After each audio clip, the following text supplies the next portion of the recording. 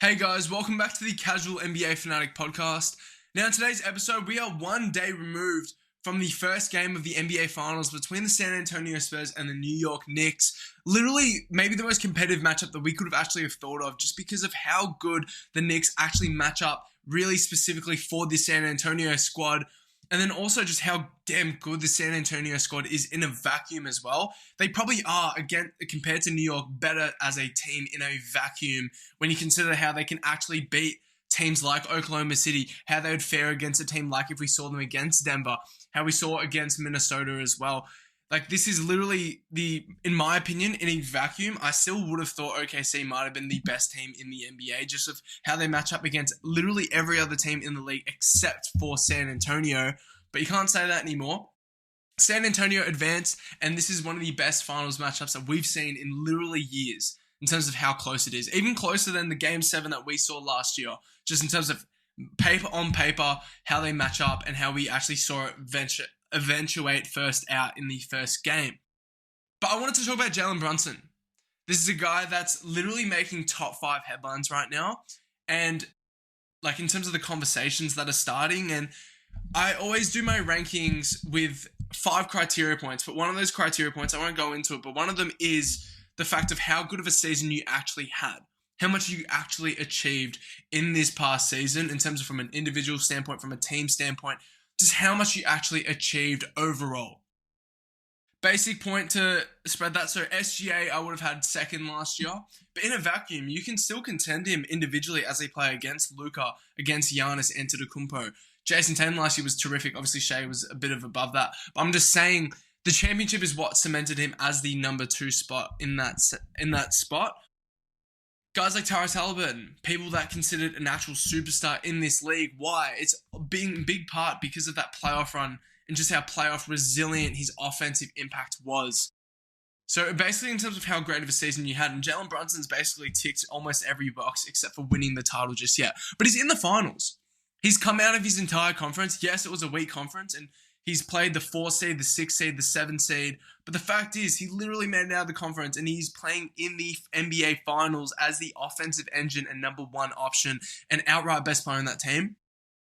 That is going to be huge in his top 5 case, and if he pulls off a championship, who's to say he can't hold a spot in that number 5 spot right now?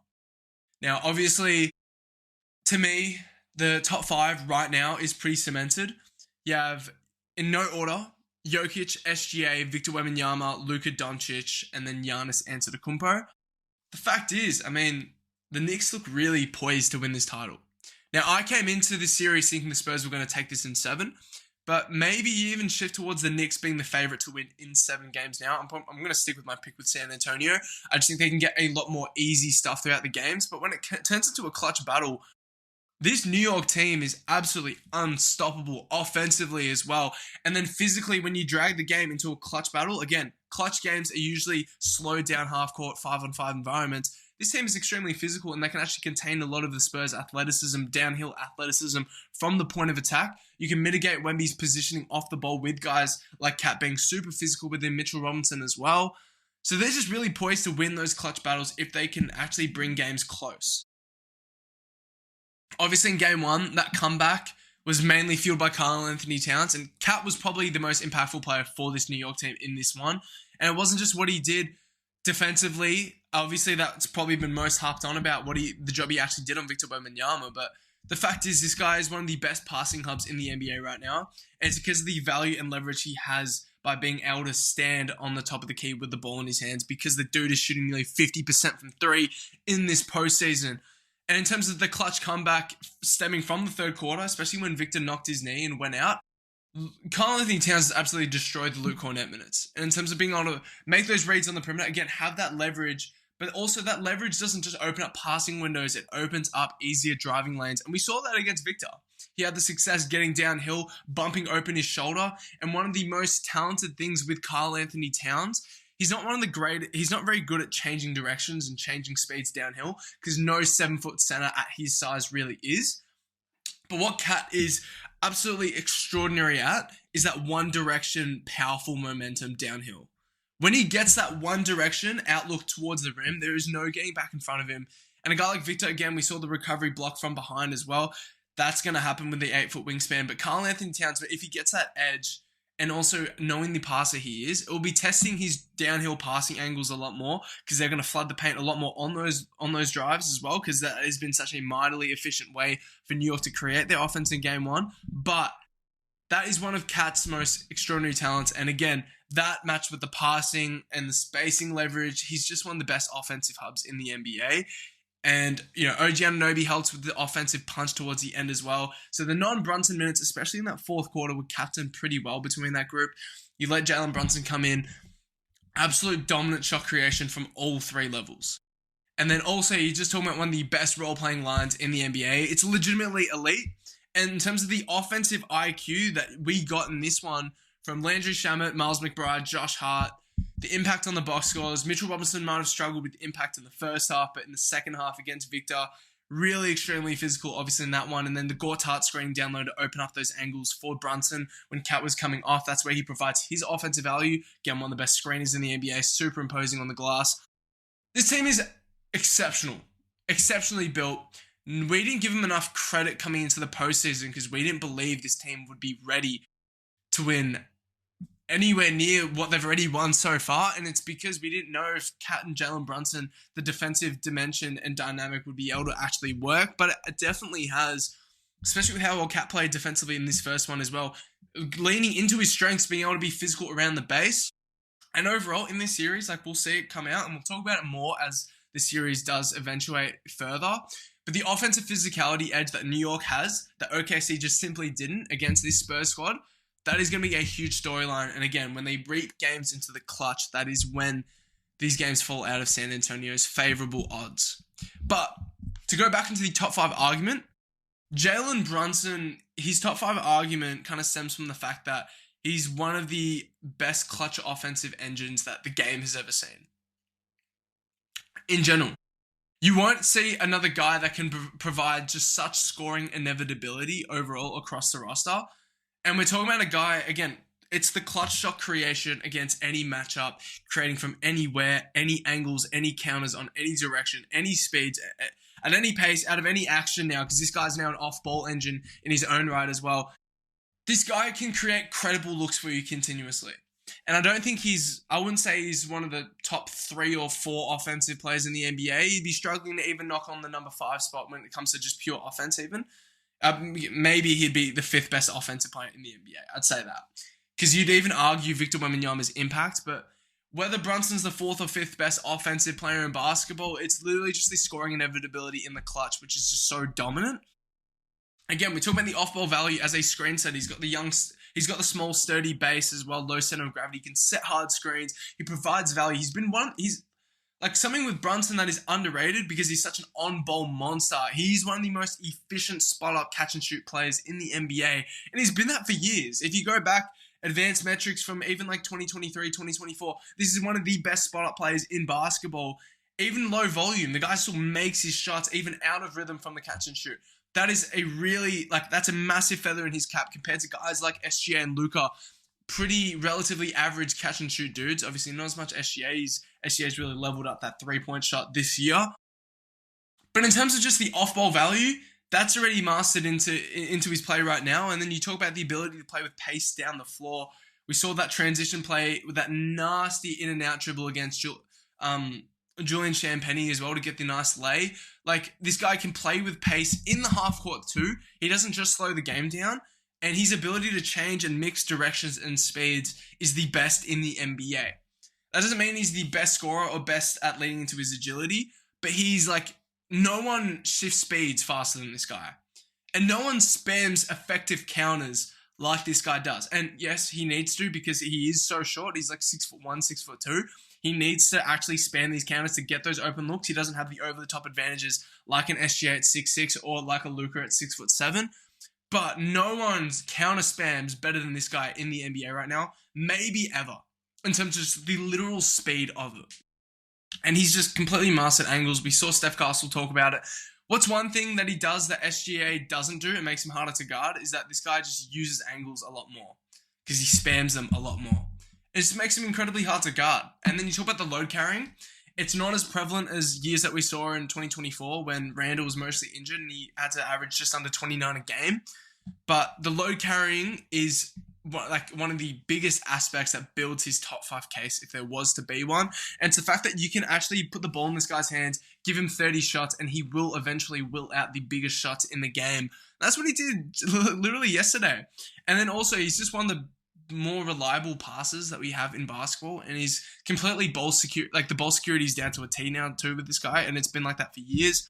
And that is what builds up his top 5 case. It's literally the offensive duties, and then also the pluses in offensive versatility, and the fact that he masters the most important and vital parts of games for you in the clutch. The other part is, well, he's made a finals case, and when I evaluate on the season that you've had, if Jalen Brunson somehow gets this championship, I think it's pretty hard to say that, Giannis is above him by reputation even. After the season that Giannis has had with the injuries, I know as a player in a vacuum, by talent, sheer talent, probably take Giannis, and I probably will still take Giannis.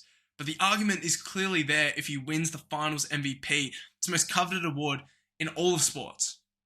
And when you have to win 7 games as the number 1 option, who's to take that away from him? So that's the argument there for Jalen Brunson as of right now.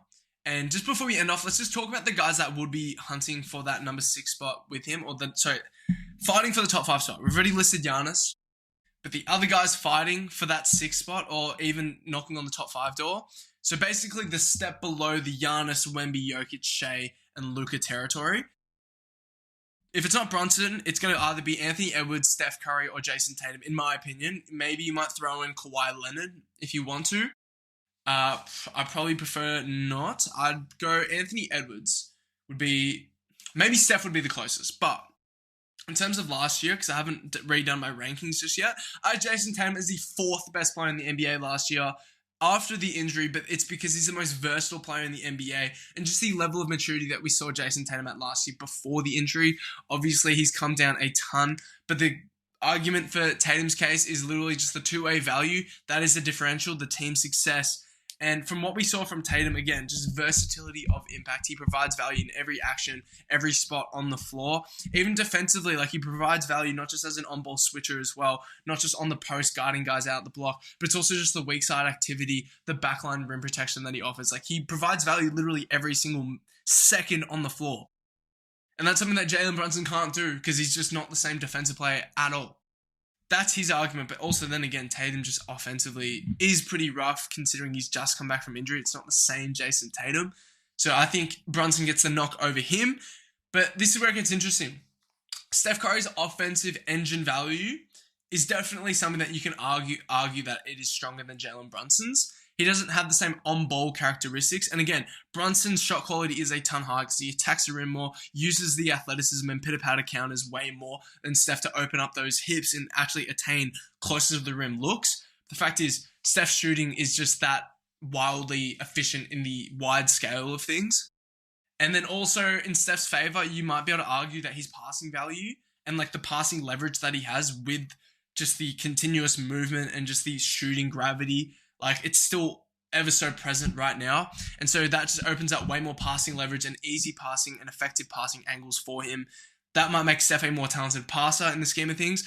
But Jalen Brunson, the finals MVP, I don't see any reason why he wouldn't sit over Steph Curry in terms of player rankings, in terms of that value, but also just the shot quality and just team success and just what he's achieved this year as an individual because he's durable as fuck. And then Anthony Edwards, he'd be the other person that I would throw up there. But Ant legitimately dominated the regular season. It's hard. He just averaged just under 29 points a game. I don't think Brunson's ever put together... I think Brunson would have averaged 28.7 in his 2024 season. I think Ant just averaged 28.8, just remembering because I looked it up before. And then the efficiency, 57.3% from effective field goal percentage. That is fucked for Anthony Edwards as a guard in the season that he is right now. I think this is like his 6th season in the NBA or something. But he's about 24 years old. Like, he's young as hell. But the only thing is the playoff injury, the lack of playoff success, 21 points a game with the injury, and then also just the lack of offensive maturity as the sole creator for a team. that is the knock. And then I also think Brunson's closed the gap in terms of the off-ball value that we would have perceived Anthony Edwards to bring. Obviously, defensively is where you can kind of reckon a conversation leaning towards Ant's favor, but there's a lot of inconsistency when it comes to the team concepts with Ant and defensively. And that's where Jalen Brunson, he commits to a game plan. You have to give him credit for that. The show and recovers. He'll switch willingly if he needs to. He'll try and lean into his physical low center of gravity strength as much as he can. So I don't think that gap is that substantial there. And also the fact is, I think their shot quality is pretty similar. Ant can achieve the most comfortable jump shots that you'll find in the NBA, but he leans a lot more into that three ball. Not as much this year as it was the year before, obviously, but he still does it a shit ton. And then also just a lot of shot difficulty. I feel like, to me, Brunson creates more comfortable, more reliable intermediate looks that he can actually hit at a higher level. So that is Brunson's case. And then Finals MVP, I do think he would sit above Anthony Edwards until we see more from Ant next year. My outlook on the top 5 Brunson case, probably not a top 5 guy just yet, but the Finals MVP will change that conversation dramatically. I don't know if I'd take him over Giannis with the Finals MVP. Probably not. I think Giannis's off-ball value is something that hasn't been harnessed enough, but by an individual talent, what Giannis theoretically can do off the ball as a roll man passer, finisher, lob catcher, in transition, potentially what he can do as a screener as well, the mismatch attacking. I mean, we're talking about the most gifted athletic physical specimen in the NBA still. And then also what he can do defensively. I just don't think the season he put together has matched what Brunson has done already and what Brunson may be able to do with the Finals MVP adding to that season resume. Don't know if I could take him, though, over Giannis. But Jalen Brunson, outside of that top 5 megastar group of, again, Luka, Jokic, SGA, Wemby, and Giannis, he sits at that number 6 spot and above guys like Steph, Ant, Jayson Tatum, LeBron, Kevin Durant, Kawhi Leonard, Donovan Mitchell, Cade Cunningham. That's something that probably I would have told you would have been a low ball chance to have happened, especially because I didn't think the Knicks would make the finals in general. But here we are, and Jalen Brunson might be a top 5 player in the NBA. So let me know what you guys think about the conversation. I think it's a pretty fucking interesting conversation to have at this point in time. But I appreciate you guys for listening, and I'll catch you guys very soon.